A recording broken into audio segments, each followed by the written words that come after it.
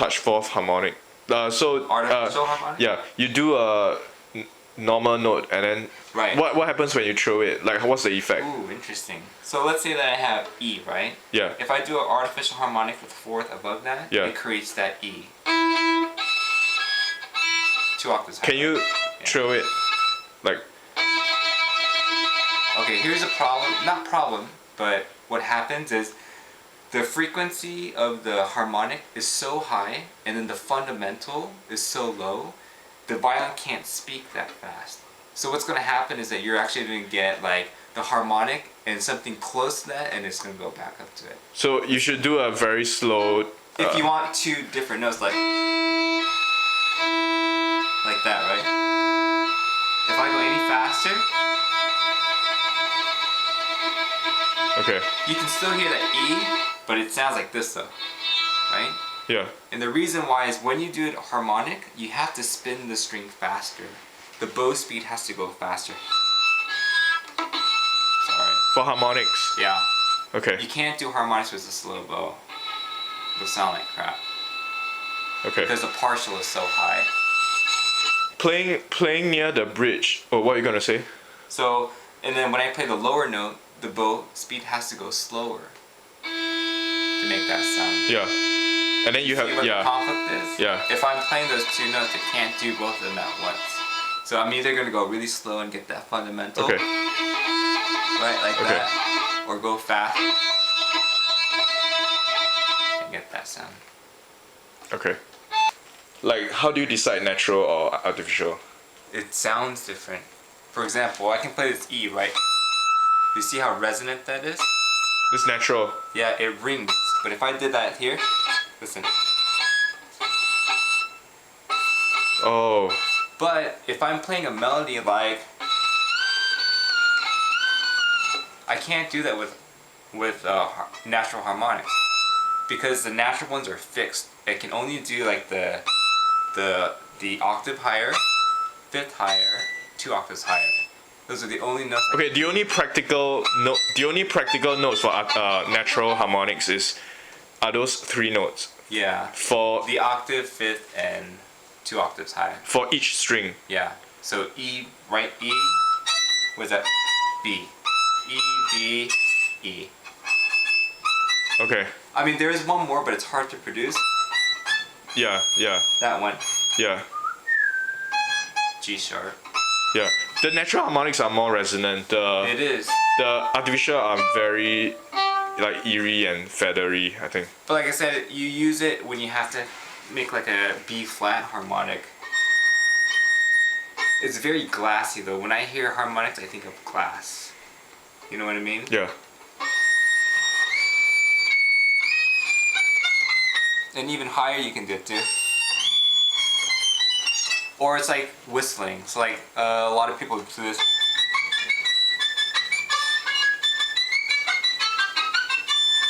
It kind of sounds like whistling, Nice. right? That's all artificial, right? I did one. That one's natural. This one. Okay. Okay. So you can mix them too, Okay. right? But the thing that I find is just write it and then the Get someone to check. They'll Yeah. figure it out. They'll figure out how Yeah. to do it. Yeah.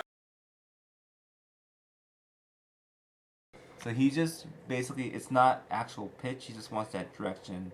So da da da dia. So it'd be like that. So if you have tremolo marking with legno, you just let it bounce out. That's what he wants.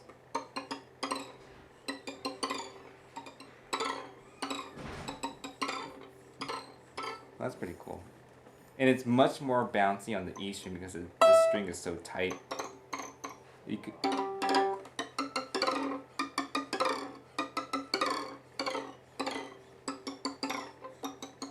but it's hard to hear that. I like it on the G string better.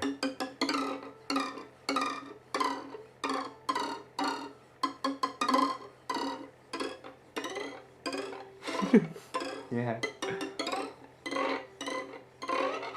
And then you can start playing too. I forgot what they call it. Tratto. Yeah. It's a really weird sound. Yeah. But it's like the residue of the rosin is just catching on the wood. Oh, I just fucked it up. I'm just kidding, I can wash this off. So yeah, that's why we don't like to do that too much. Okay. I mean, there are some pieces where they make you like bow it. Yeah. Like that. We hate doing that though. Yeah, it will spoil your strings. But sometimes we have like a spare set. Like I have. Oh, you know what? I can use this. I have a carbon fiber bow. Yeah, I was gonna. I know that when I write it, I will give like time to change bow. Yeah. I mean, if you ask me to use this bow, I don't give a shit about it. I mean, I can do whatever I want with it.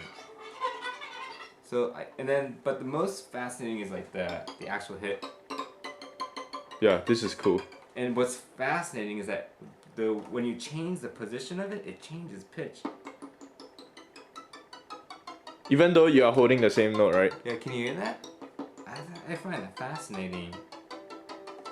Dude, I know how to use this. And it's really,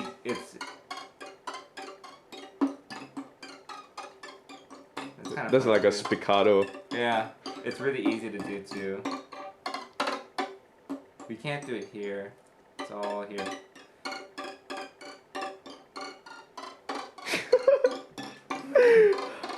It's like an alien sound. Yeah, I guess. Oh, that sounds interesting. Open string. But you can't hear the overtones anymore as much. So I'm just stopping it. So if I do a harmonic, I'm just touching, right? My finger's not all the way down on the fingerboard. Listen to the difference. Okay, now I'm gonna actually push my finger down. That's pretty cool. What I can't hear the partials anymore. But this is just a harmonic. So I'm not actually depressing the notes. I think that would be true for anything though. But if I put it down? Okay, yeah, so early on you were just half pressing it. Yeah, just touching. Okay. But when you actually put it down, you will hear this. Hear it. But if I did that as harmonic, you can't hear it. It doesn't matter where so I would notate it probably like the way I notate harmonic, and then like this, yeah. on the I mean, one at a time is fine. Cellists do this better because their instrument vibrates more. Their string is thicker and longer. That's why you can't really do it well in the E string. Yeah, okay. But okay. What about tapping the wood of the violin? Wood of the violin? Like, how does it sound? We don't like to touch the violin though because of the varnish, but we don't mind like doing it on the bottom. Oh, you don't do it at the top? I could, but it's bad. Okay. Yeah. So what is fine? Like, what is acceptable? Like, I'm just trying to see if I have ideas. We often tap our instrument this way. That's fine. Can you? You want tapping sounds? You can't do it with your thumb, right? Like when you're. Like that? I guess we could. Oh, I guess. So the places where it's really kosher and acceptable to touch is the neck, the shoulder, and anything that's black. Other than that, we don't like to touch this part because the varnish wears off. Okay. So if you ask me to tap like right on the shoulder of the violin. Shoulder. Cool, yeah. I'd be willing to do that. What? I want to hear like what's the loudest you can do. Okay, not very. Okay, the bottom. Can you do it like without having to take down the violin? Oh, without taking it down. That's hard. It's awkward. And you know, I don't want to like push it up. Okay, So I think if it's I not go so. here. Yeah. Okay. Or I think it's just the shoulder. Oh yeah, I think that is good. That is good. Colenio on the tailpiece. Yeah. Oh, yeah, that's cool. I wouldn't mind doing that. If I Okay. had Okay. I think I can do that. Yeah. I don't care about the shinrest at all. But yeah, if I'm in playing position, I wouldn't want to hit anything else. Yeah. Okay. One thing that bothers me when people ask you to play half steps, a lot of half steps in a row in a very high position. Because watch, in first position, right, the half steps are exactly... Yeah. That's Nice. comfortable. So F sharp to F sharp. Do you see? In order to make that sound, I actually have to push my finger back. So if I leave my first finger here and I just put it down, it's gonna be out of tune. Do you hear that? Yeah.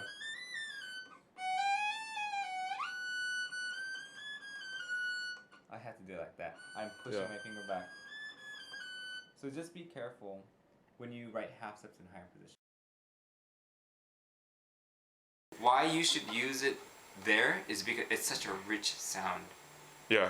I mean, Compared to using the. Yeah. That is so much richer than. The overtones are so amazing there. So a lot of times we play solos like.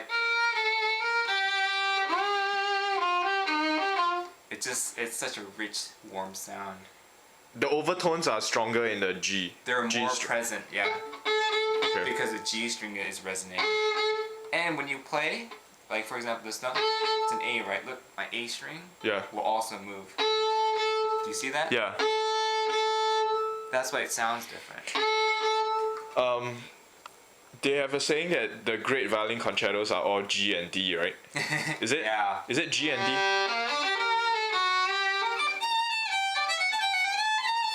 That's the reason. That's the reason because the other strings will vibrate. Absolutely. Because if you think about G minor, right? Yeah. What notes in G minor are the open strings? All of them.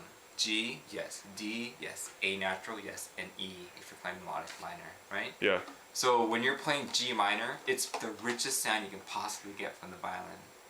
So when you deviate from G major, and then you play like say like what's the distant one? A flat major. A flat major is very difficult on the violin because we have A flat, B flat.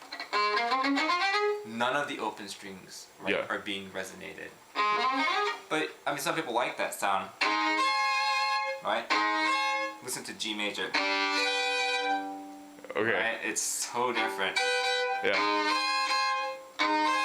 And that's why we have to use like vibrato to make it more resonant. We artificially make it resonant with the bow and also the left hand Okay. to get that illusion that it's like G. Nice.